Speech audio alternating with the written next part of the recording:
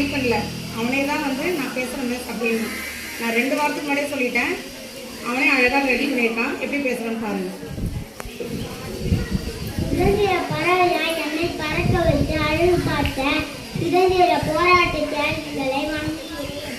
பள்ளியின் தலைமை ஆசிரியர் அவர்களுக்கும் ஆசிரியர் பெருமக்களுக்கும் என்னுடன் பயிலும் மாணவ மாணவியர் உங்கள் அனைவருக்கும் என் முதல் கண் வணக்கத்தை தெரிவித்துக் கொள்கிறேன். பேப்புக்காக வந்த திட்டம் நாட்டை அபகரிக்க நம் முன்னோரை ஒதுக்கி ஓரம் கட்டி ஓங்கி அடித்து செல்வங்களை கொள்ளையாடி நம்மை ஒழித்துக் கொண்டிருந்த காலம். காந்தியின் தலைமையில் சத்தியகிரகத்தை கையில் எடுத்து சத்தியத்திற்காய் போராடினர்.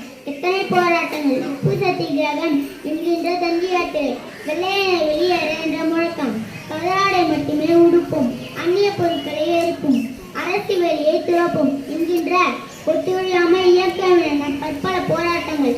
அத்தனை போராட்டங்களையும் அகிம்சையின் கையில் எடுத்து நம் தேசபிதா மகாத்மா தலைமையில் நடந்து முடிவாக 1947ஆம் ஆண்டு ஆகஸ்ட் திங்கள் 15ஆம் நாள் மவுண்ட்பேட்டனா இந்தியாவுக்கு விடுதலை காற்று சுவாசிக்க ஆரம்பித்தனர் நம் முன்னோர்கள்.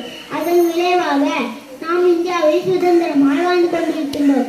சுதந்திரமாய் வாழ வழி தந்த அத்தனை போராட்ட வீரர்களையும் இந்த 78வது சுதந்திர தின விழாவில் நன்றியுடன் நினைவு கூறுவோம். போராடி பெற்ற சுதந்திரத்தை பேணி காப்போம், போற்றுவோம். நம் நாட்டின் பெருமைகளை புகழ்வோம், நம் நாட்டின் வீரர்களை தலைவணங்குவோம். அவர்களின் தியாகத்திற்கு இந்தியர் என்பதில் பெருமிதம் கொள்வோம் என்று கூறி முடிக்கிறேன். நன்றி, வணக்கம்.